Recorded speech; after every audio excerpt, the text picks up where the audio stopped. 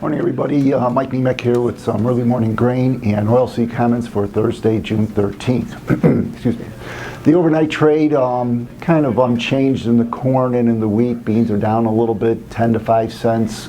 Meal market down around $2, and the soybean oil market up around 5 points. So we got somewhat of a mix to a lower tone starting off. Yesterday we had a USDA report. Consider it more or less non-bullish. For our row crop, wheat and corn, we found an increase in our carryout numbers. Beans were left unchanged. For our new crop carryouts for corn and soybeans, we see that we're growing our carryout numbers versus this year if we, in fact, produce a good crop. And we also find out that we're going to have increased world competition because USDA also showed an increase in old crop world carryouts. They showed an increase in new crop carryouts from this year to next year, and as a result we have these growing carryouts if we have a good growing season. So all that is pretty much non-bullish in my mind, and like I say, those increase in world stocks are going to go and compete with the U.S. exports, which maybe some in the trade are believing that the U.S. exports are a little bit too large that the USDA gave for the new crop corn and soybeans. So time will tell on that. We'll also have export sales out this morning. We're looking at in the neighborhood of around 500,000 tons of wheat, around 300,000 tons of corn, 500,000 tons of beans. But the interesting one will be the soybean meal.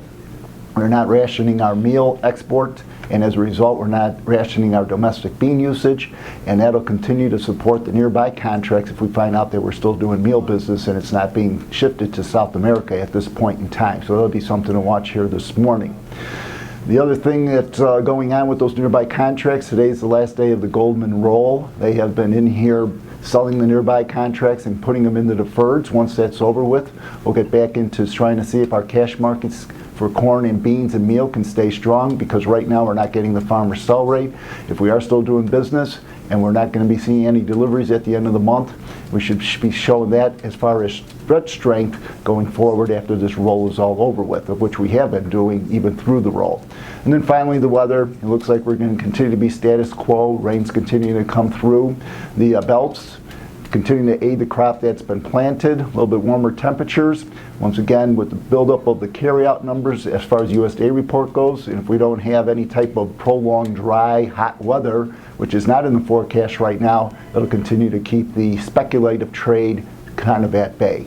Once again, these are my opinions, not that of ADM or ADMIS. Thank you.